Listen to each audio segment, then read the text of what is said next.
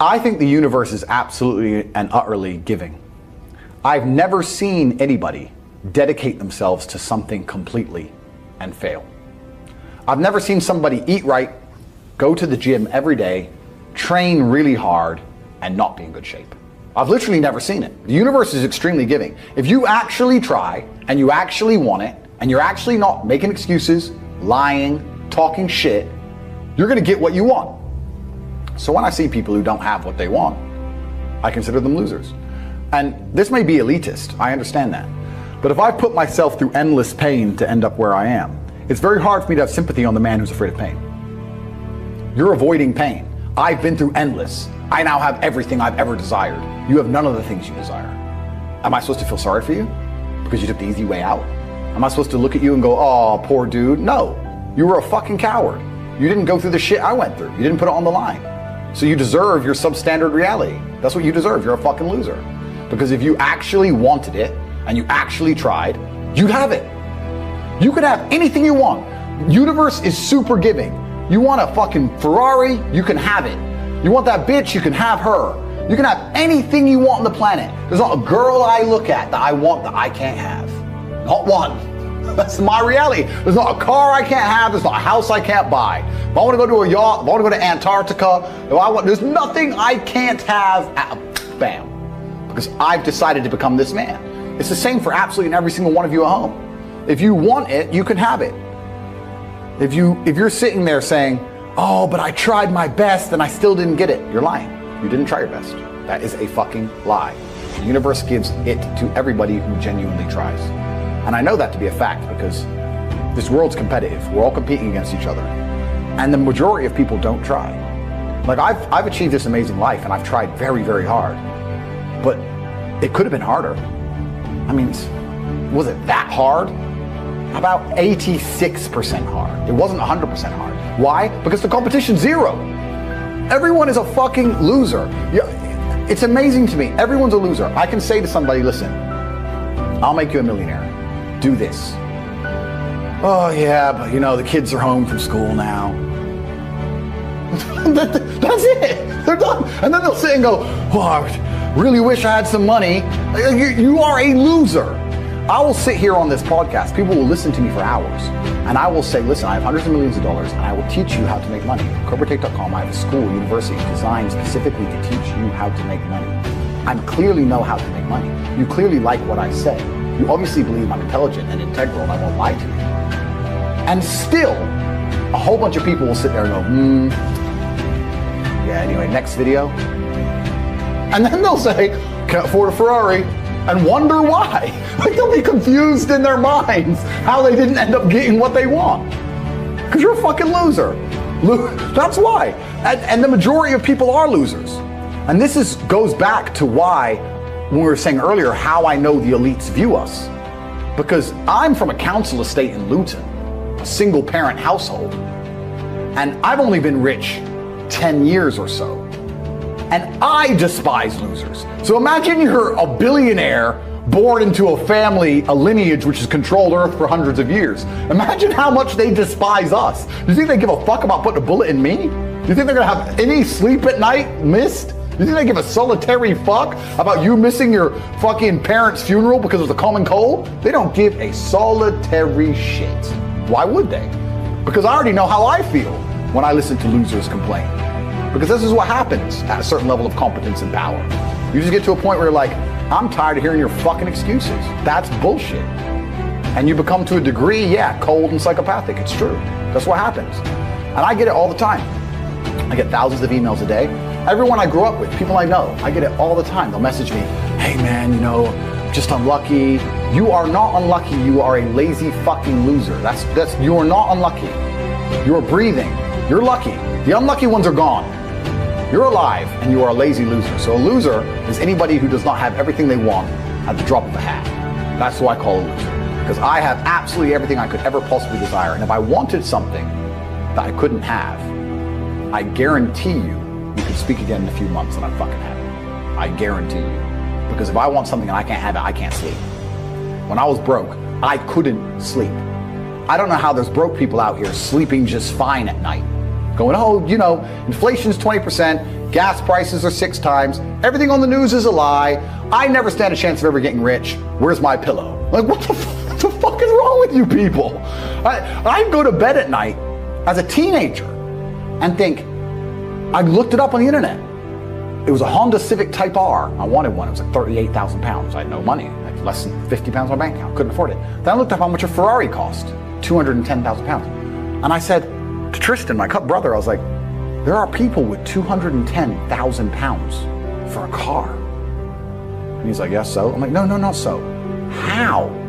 If I worked my job for 6 years and saved every penny, if I walked to work and didn't eat, I couldn't buy this car. How are people doing this? I couldn't sleep at night when I was broke. I knew that everything was a lie. I knew the Matrix was lying to me. I knew I had to find a way out. I was sitting there going, I refuse to live my human years and be some second-class citizen peasant when there's people out here who get to do whatever the fuck they want. I couldn't tolerate it, and I was so uncomfortable that it gave me the motivation I needed to escape. But the people who go, oh yeah, nice Ferrari, yeah. Back to the TV. Dummies, losers. And the thing about the world is, we need losers. I'm not mad at losers. If that's the reality you've chosen to live, you get one spin in this version of life, and you decide you want to be a loser, that's fantastic, because my cars need cleaning, you know, my hotel room needs cleaning, I have a party with all these beautiful women that's a bit of a mess. Please, go pick it up. Somebody needs to do that shit. I ain't gonna fucking do it. If I had to walk into a hotel room and clean up after some other man's party, I guarantee you I'd do whatever it fucking took to become rich so I didn't have to do that shit anymore. But you wanna do that for 20 years? Thanks, friend. Someone's gotta flip the fucking burgers. Someone has to make the fries. I want a Happy Meal now and again. But I don't feel sorry for you people, because you fucking deserve it, because it's a decision you made. You made that decision. If you're sitting at home and you say, I don't want to be a loser, you know what to do. I told you how to escape the Matrix. CobraTate.com. You can join. I'll teach you. But if you're going to sit there and go, nah, maybe this guy with hundreds of millions of dollars is trying to scam me out of 25 pounds. All right, smart ass. Have fun at McDonald's. Get fucked. I have no sympathy for these people. Zero. Do you have a little bit of a system you can share on how to make money? I know we've got CobraTate.com. We'll keep shouting it out. But any tips for someone who's ready, but they don't yet know the how? Completely. So we teach it inside of the real world, of course. I keep mentioning it because it's so important. But there are 3 keys, I believe, to making money. The word of the day. First one's perspicacity. Most people go through life and they do not pay attention. I've said this before and I want to stick by it because it's so important. You need to pay attention to every single time you spend money, because you cannot make money. You're not the Federal Reserve, you're not a government. Governments make money. All of us take money from somebody else or a business or a government. We take money from other things. So the easiest way to learn how to get good at taking money is to pay attention to every time someone takes money from you. So next time you buy a coffee, don't just buy the coffee and drink it and think nothing of it like every brokey. Don't do that. Say, okay, why am I buying this coffee? Okay, I want a coffee. All right. Why am I buying here? Well, this is on my way to work. Is there any competition around? Do I also want breakfast? Do they sell breakfast? No, they don't sell breakfast. They could probably make some more money if they're selling breakfast. Anyway, I walk in, there's a long line. Why is there one member of staff? I'm low on time. I'm about to leave and not buy the coffee. They're about to lose money because it's taking too long. Most of the people in this line are businessmen. Why is there not a cute girl behind the counter? I bet if they paid a cute girl a little bit more, they'd still make a bunch more money because people come in here to talk to her. Think. And then what you'll do is, as you go through life, every time you spend money, is you'll realize the problem is not how to make money. The problem is how much time you have, because there's endless business ideas. There's endless ideas. I walk into a coffee shop, and by the time I've walked out, I already know exactly how to open up next door and outcompete them head to toe. I already have worked out how much is the rent, where are they fucking up, what are they not selling that they should be selling, what are they doing good, what are they doing bad, this chair is too hard, I'll wreck them. And I'll send it, and now my network is so powerful, which is the second point, network, I can send a few messages on WhatsApp and make a bank transfer. And 2 months later, there's a brand new coffee shop next door with my name on it, put them out of business. So the first thing is you have to pay attention. Because if you pay attention, you'll start to learn that money is everywhere. Every building is owned. These are skyscrapers. Billions. Every apartment nowadays is $1 billion. million. You drive down a street in London, you're driving past trillions of dollars. There's money everywhere. It's all around us. When I was broke, I thought that the world was broke. I thought that there was no money. And then I got rich and realized that I was completely and utterly wrong. There's so much money. It's everywhere. If I go to try and buy a plane or a jet, they're always sold out. My yacht is a fucking 6-year waiting list. I want a Bugatti, they launch it, the email comes to my email address, 2 minutes later, gone. Like, there's so much money. If I want a diamond watch, or a $1 million watch, or $1 million watch, you can't get this stuff. There is so much money out there. Once you get to a certain echelon, you realize there's money fucking everywhere. So there's plenty of money in the world. People with no money are just not very good at taking it. So you need to start paying attention. It's the first thing. Second thing is network. It's hard to make money if you don't know anybody who has money.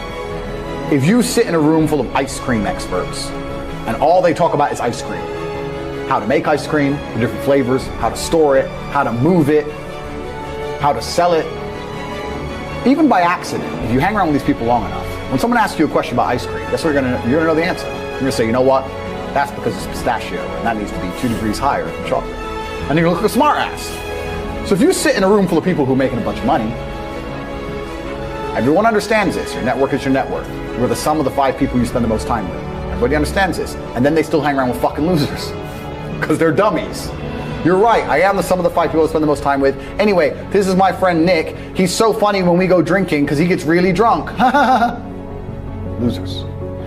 I don't talk to anybody who is not winning. Everybody whose phone, every phone call I will answer, if I answer a phone call, it is from a winner. I don't talk to losers. Everyone I talk to is rich. Everyone I talk to is making money. Everybody. If my entire reality is full of multimillionaires making money, how am I not going to make money? And this is why network is so important, is because it's the same reason that wolves hunt in packs. If you're a lone animal, you have one set of eyes. But if you're a pack, you're watching every single angle, every single side. Perhaps I might miss something. I'm as perspicacious as possible. But one of my friends identifies that the war in Ukraine is going to change and the Russian ruble is going to pump. You can make a bunch of money on a forex trade, for example. I may not have noticed, but he'll notice. Now I've made a bunch of $1 million for getting a text message, right? Because I have friends who are paying attention. All of us are paying attention. So your network is super important. That's another thing. We'll go into this because I have something called the War Room, which is also on corporatate.com. I'll let people read for themselves. But that's my private network. And we specifically talk about money and a few other things. But that's is that like more like a mastermind? It's the real world's how to make money, and the War Room's what to do with money, if that makes sense. Yeah. It's all on corporatate.com. I don't want to get off track, but it's there. But second is network. And third, it's to identify the reason why you don't have as much money as you want so far. And there's one of 3 reasons. You are either lazy, stupid, or arrogant. Those are the only 3 reasons anyone is poor. And you have to identify and choose which one it is.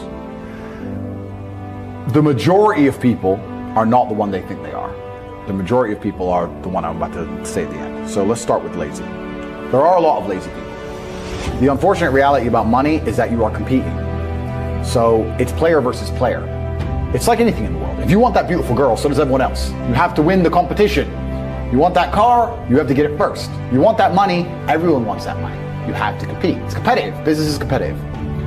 You are competing against people like me.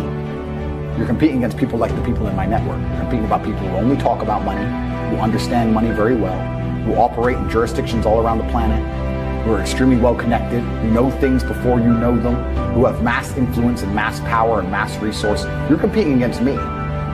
This is what you must understand. You're not waking up going, I want to make some money. You're competing against people like me. You're competing against billionaires. You're competing against hedge funds. How do these hedge funds keep growing? Where are they getting that money from? From the brokies. They're robbing you. They're robbing all the poor people from the pension fund, dummy. That's where they get it from. This is who you're competing against. So the competition is absolutely and utterly fierce. Understanding that you're a man with a small pistol up against a mighty army. If you want to add a little bit of laziness on top, you're fucked. So when I say people are lazy, they go, I'm not lazy, I work hard every day. You work 8 hours a day? You work 8? The fuck? If I'm awake, I'm working. I'll be driving my Bugatti Chiron through Dubai, working. I'm texting at the same fucking time. I don't take a second off. I don't take a minute off. I don't relax. I don't rest. I don't stop. I don't chill, none, ever. I'm either asleep or at work. That's it. Second I wake up, I check my phone, I begin working. I go to the gym, in between sets I am working. I'm online working the entire fucking day until the second I go to sleep, I am at work. That is all I do. And you are at home competing against me, and you want to watch a movie tonight and then say you're not lazy. You're fucking lazy and you're gonna lose forever. That's laziness. Next is stupid. I don't think many people are actually too stupid to be rich. You can be below average IQ and still get very rich. A very small percentage of people are too dumb to be rich. The slave minds, they'll never be rich because the matrix tries to keep you poor, because when you're poor, you can't think, as we talked about earlier. So everything the media tells you is designed to make you poor. They want you broke and struggling, because if you rely on the government for food stamps, then you can't argue with the government, can you? So that's what they want. So anyone who believes in the matrix and believes in media and believes in the lies they're told, anyone who sits there and goes, that's true, it's literally designed to make you broke. That's why it's all a scam. Do your GCSEs, do your A-levels, get in debt, go to uni, get out, get a shit job, get a mortgage. Don't worry, when you've paid that mortgage off when you're 61, then you'll have enough money to go to Spain for holiday. Then your pension comes. Oh, government doesn't have the pension money anymore. Funny enough, hedge fund stole it. Pay half your money in your life in tax. Oopsie-doops. And then you wake up one day and go, whoa, I just got fucked. So the whole scam, the whole story is a lie because they want you broke. They don't want you rich. If you're rich, you won't listen to them. So all of it's a fucking lie. And intrinsically, we all know this, right? When I pull up in one of my 30 cars to a gas station and people look at me and they see a Lambo or a Ferrari or a Bugatti or a Koenigsegg, whatever I'm driving, nobody goes, wow, he went to school. No, they think drug dealer, gangster. They're thinking he broke the rules, because anyone who follows the rules doesn't get shit. It's all a scam. It's all a fucking lie. So the slave minds are fucked, but those are the only ones who are too stupid to make money. Anybody who understands that the matrix is lying to them is smart enough. So very small percent are too stupid. Inside of our school, at the height of it, before the matrix attack, we're relaunching now, we had 175,000 students. Wow. When we had 175,000 students, maybe 2,000 we kicked out for being too stupid.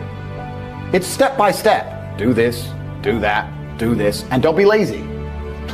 Fuck, it's not that hard, right? So stupid's not the problem. So we have people who are lazy, very few are stupid, but the majority, the main reason most people are broke is because they are arrogant. I will sit here and say all the things I've said. I will do this, take time out of my life for free. Somebody at home will watch and digest it for free. They will agree with the things that are being said, or at least be entertained enough to continue to watch. And then I'll say, I'll teach you how to make money online. andrewtatemotivation.com, you can join the real world. And they'll sit there and go, nah, I'll do it myself. They're arrogant. They have these egos from fuck knows where because they didn't earn it. And they're just too arrogant to listen to anybody. I became world champion by listening to my coach. I didn't become world champion by walking in and saying, I'll do it myself. That's not how you get anywhere in life. You have to listen. If Mike Tyson were to walk in, or if Elon Musk were to walk in here and talk to me about money, I wouldn't be sitting there going, I can do that. I'd be like, oh, Mr. Elon, richest man in the world. Hello, very nice to meet you. Please, even though I already understand I don't want to launch a car brand or put rockets in space, please, you must know some things I don't know. How do you deal with the currency fluctuations? Does inflation impact how much it costs for you to send a rocket into space? Like, I'd ask him something that's useful, right? But some people are so brutally arrogant that they'll sit here and they'll listen to all the things I said, and they'll agree that I'm intelligent, they'll agree I'm massively successful, but they'll sit there and go, yeah, but you know what? I'll do it myself. I don't want to join that school because, I'll do it myself. They're arrogant. Everybody's fucking arrogant. I sit with people who I used to go to school with from Luton who are still broke and tell them how to make money. And you know what they do? They answer back. Yeah, but it's not that simple because, the wife gets the kid, and you know what, and I don't like to do things that way. The way I like to work. The way you like to work is why you're fucking broke. So what the fuck are you talking about? You just sat here and wasted 10 minutes of my time. I told you how to take your business of painting and decorating or whatever the fuck you're doing and make a serious amount of money, and now you're telling me the way you like to work? Then stay fucking broke. The fuck you want me to do? What level of arrogance? But this is people. They'll sit with a multi-millionaire and tell you their view. Oh, I think that know when you're out qualified. and accept it and learn. So we all do. I'm not gonna I can't play piano for shit. The piano teacher walked in here and said, this is what you do. And I said, well, I like to move my hands this way. What kind of dumbass? But this is the arrogance people operate under. So I'd say 20% of people are lazy, 20 to 25%. A large portion of the world are not lazy. They're actually working exceptionally hard, but they're doing the wrong thing. 5% of people are too stupid. So say 25%, 5% is 30%. But 70% of people are brutally arrogant, and this is why they are poor. That's the truth.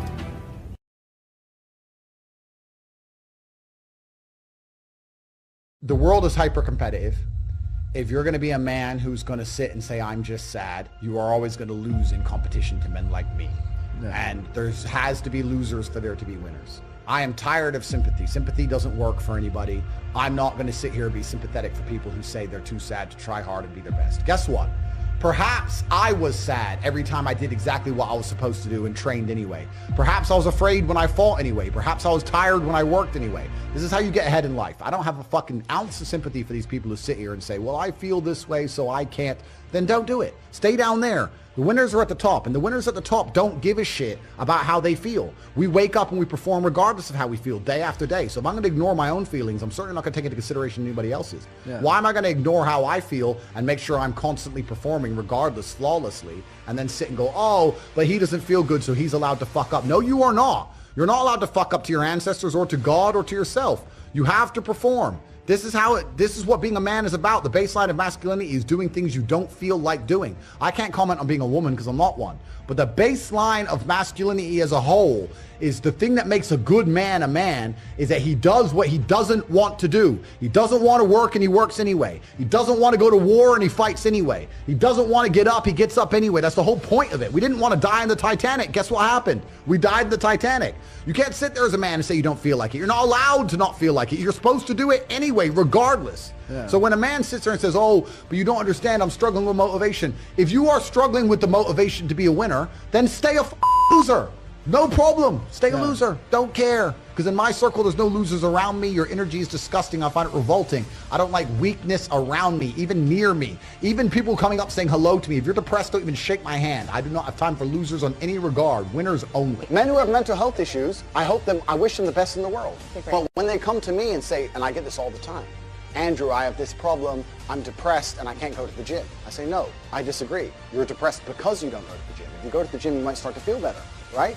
I'm saying you can't sit as a man and afford the luxury of saying, I have a mental health issue today, I'm sad today, I'm stressed today, I'm emotional today, I can't work, because you will lose against the men who don't do that. As a man, it's player versus player, it's ultimately competitive, and as a man, you have to outcompete the other men who are prepared to get up and do it anyway. That's how it works. There's no such thing as saying, I'm sad, I need 2 weeks off. Not as a man if you want to be important. If you want to be important as a man, you have shit to do. You have duties.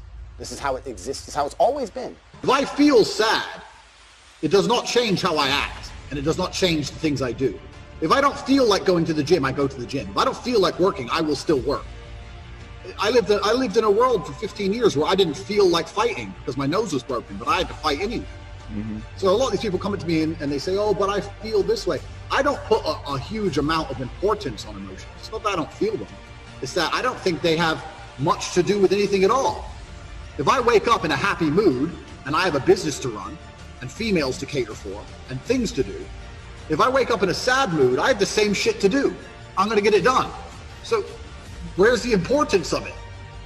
It's in my mind, that's how I view it. Like, how does it affect what I'm going to do? Well, nothing. It doesn't.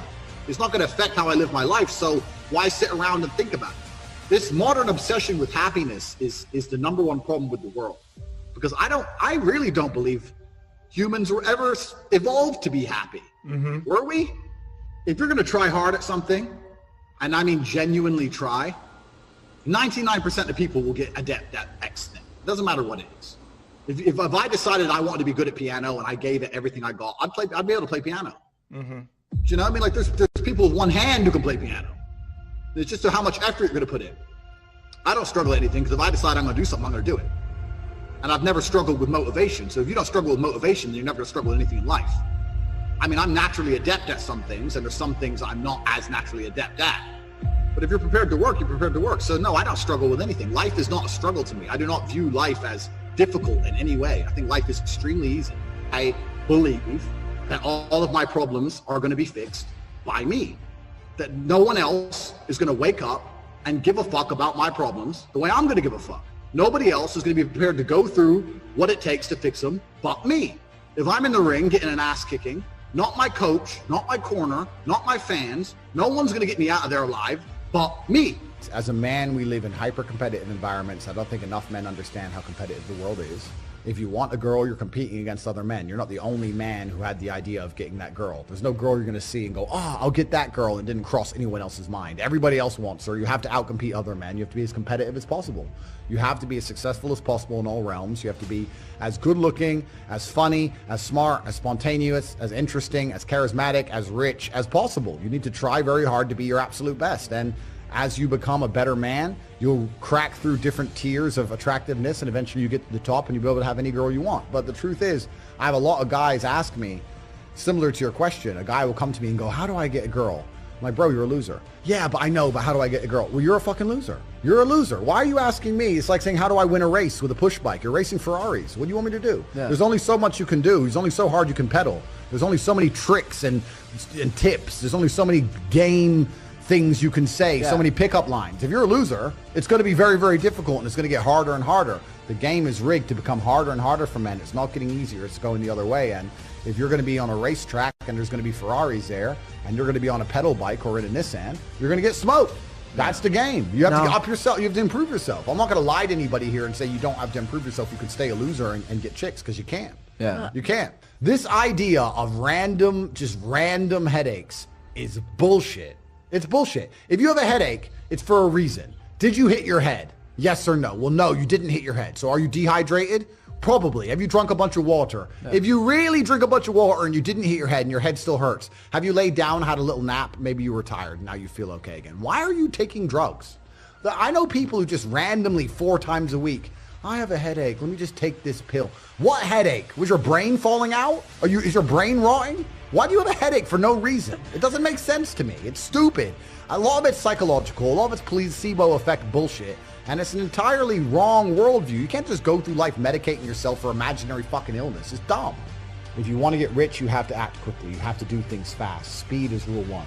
Not enough people understand the importance of speed, because every hour you spend not making money is an hour you're not going to get back. The sooner you turn on the tap to the money, the more money you're going to make. You have to be very, very quick. Life only teaches you lessons the hard way. There's no other way to truly learn a lesson.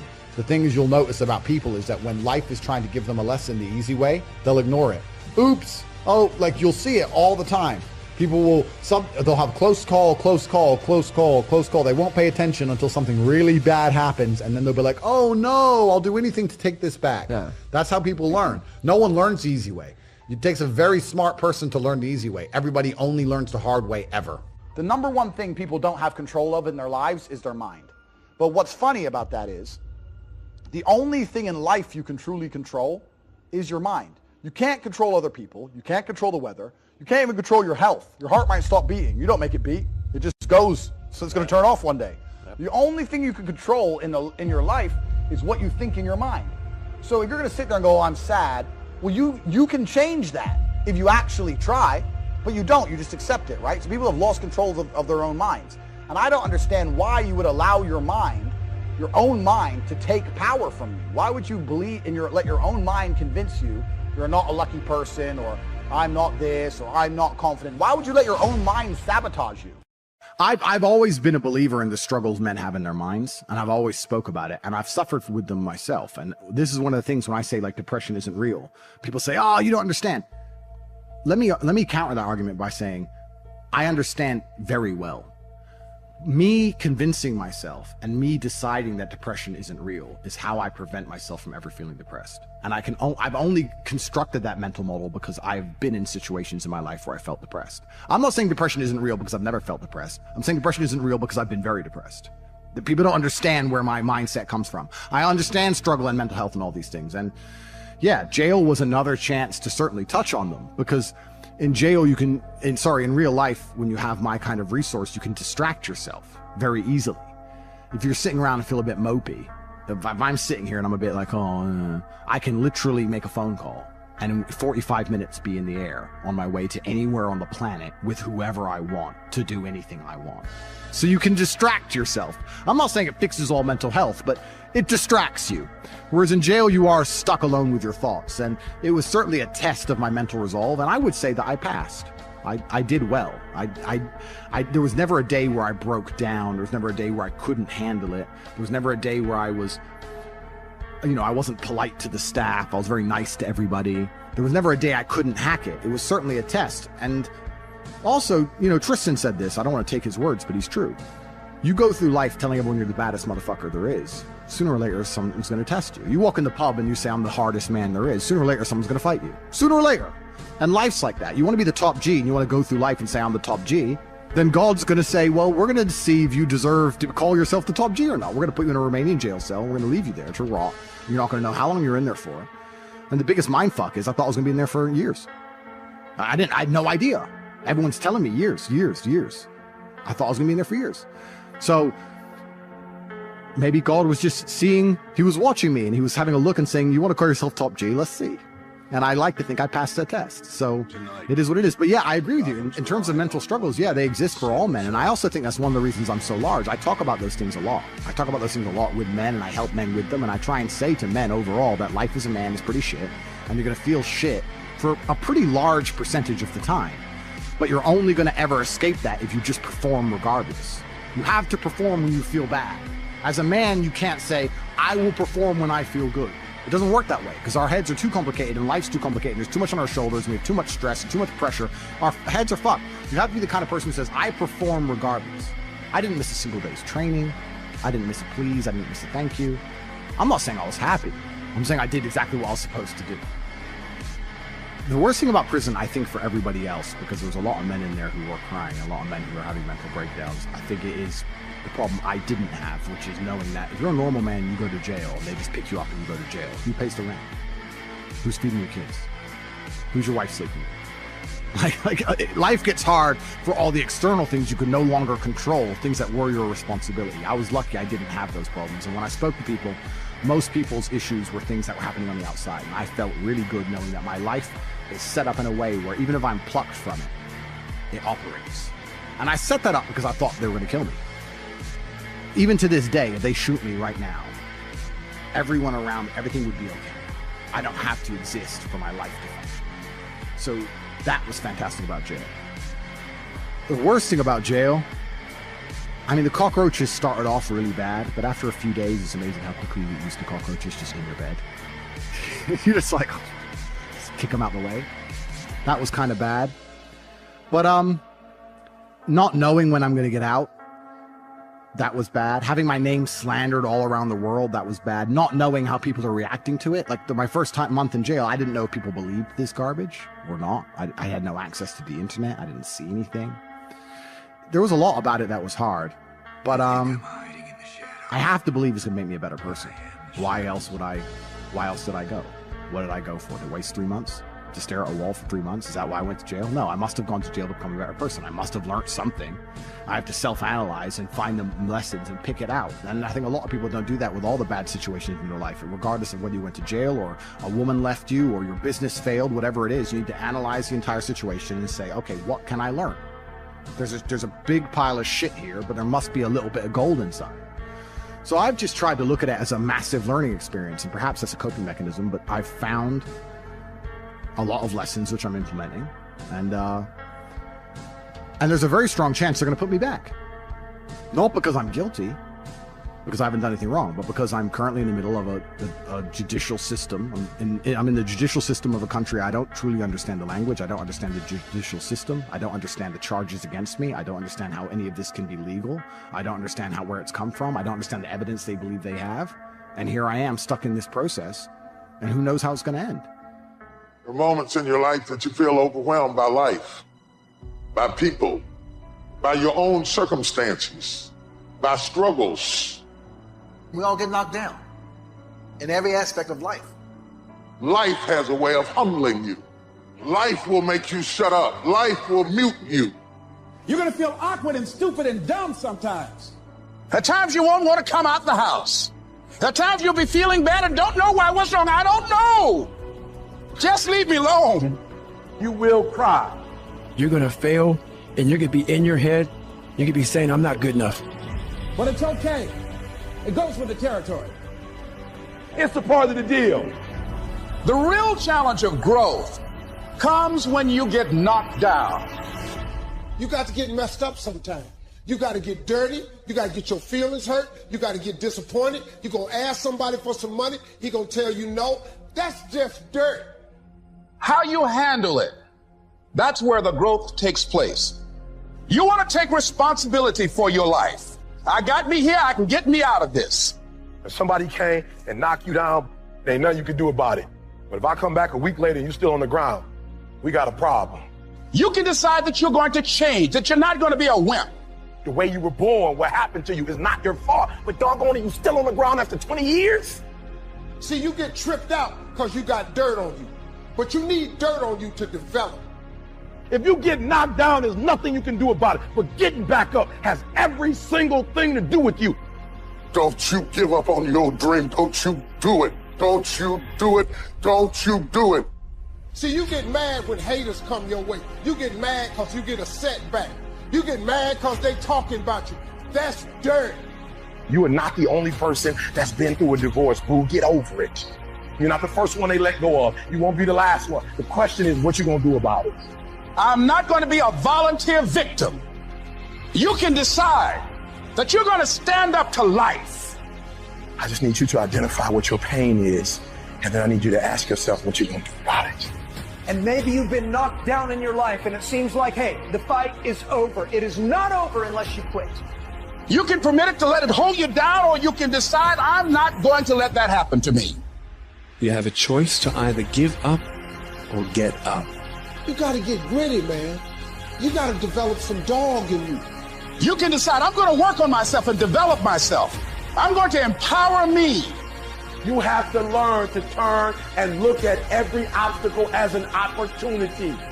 I will not give up. Every time I get knocked down, I will get back up and I will succeed.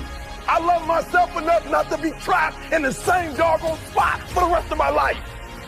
No pain, no gain. Pain has a purpose. Your pain ain't permanent. It might last for a second. It might last for a minute. It might last for months. But sooner or later, if you do not surrender, if you do not give up, it will subside. Don't go through it. Grow through it. And as pain leaves your body, guess what's going to take its place? Success. You cannot build anything that won't bring a battle. And if you're going through a battle right now, it's only because you're building something. Stop running from your pain and embrace your pain. What will you do with your pain? Will you let it break you, or will you let it redefine you? Your pain is going to be a part of your prize. I challenge you to push yourself. You want affirmation, look yourself in the mirror and say, I think I can. I know I can. You've got to decide to be relentless. You've got to decide never to give up. Do whatever it takes. You your biggest driver. You've got to find some reasons within yourself that will give you the stamina when life catches you on the blind side to keep on calling and coming back again and again and again. You see, the fight's not over if you've been knocked down. It's only over if you quit.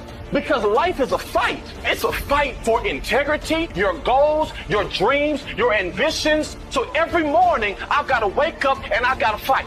You gonna quit, or you gonna make it to your silver? You gonna quit, or you gonna make it to your goal? So you can stop waiting for it, you can stop wishing for it, and you can get on with the rest of your life. I gotta fight for my dreams. I gotta fight for character. I gotta fight for integrity. When you get to the point where enough is enough, doors start opening, opportunities start happening. But what you cannot do is you cannot quit during the process. All I'm saying is don't quit. I didn't say don't rest. Mentally, you can stay connected. But to win fights, you gotta have stamina. You gotta be ready to fight and bounce back. You better not feel sorry for yourself. You better get up and fight. And some of you are not successful because every single time you run up against a trial, you stop. I need you to match whatever effort the enemy is putting up. Match the doggone efforts. I'm gonna think, I'm gonna execute, and I'm gonna win. And that's how you get to the next level. You cannot give up because it ain't what you see. You cannot give up It's when you have nothing left. It's when you depleted all your money. When you have nothing left, that's when it's showtime. At the end of pain is your promise. So stop crying about it and use your energy to get through it. When you find a way out of no way, when you find breath that you don't have, when you want this thing as bad as you want to breathe, that's when you find a way. I cannot stop what happens to me, but I can dictate how I respond. I invested too much to quit. So when life happens, I don't just sit there and cry. I buck back. Because all of us, if you live long enough, will go through a period of feeling so overwhelmed. Sooner or later you feel, oh God, just get me out of this. I wish I could tell you it's gonna get easier. I wish I could tell you that, but that's not the truth. The truth is, you gotta find something within. Life's gonna whip your butt. Life is gonna bully you. Stop crying, let it hit you, but don't let it punk you. And when you find out what your why is, when you find your why, you find a way to make it happen. And I'm telling you right now, don't give up, don't give in, get through it. I don't care if you're sick, I don't care what you're going through. If you're not dead, he ain't through with you yet. As long as there's breath in your nostrils, you still in the game. You're gonna be here one day, but you'll never get here if you give up. As long as there's breath in your nostrils, you still can win. And finally, guys, you gotta wanna succeed as bad as you wanna breathe. And you will promise me that from this day forward, you will not be defeated. Somebody holler, I'm not dead yet. Don't count me out. I may be sick, I may be crazy, I may be confused, but I'm not dead yet. Some people live in the cemetery of their failures. And I want to say to somebody who's fallen, or everybody hates you, and everybody walked away from you, don't live where they left you. Nudge somebody and tell them I will not die here. Whatever it takes for me to get out, I gotta get out of here. I will not die on drugs. I will not die in depression. I will not die where you met me.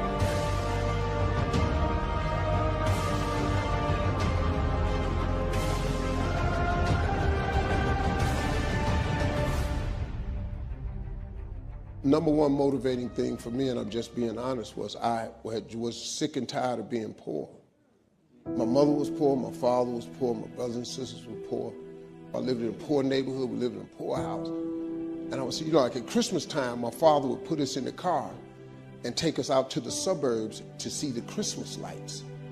And I would see these big houses, man. I told my father, I said, Dad, I said, why don't we get one of these houses?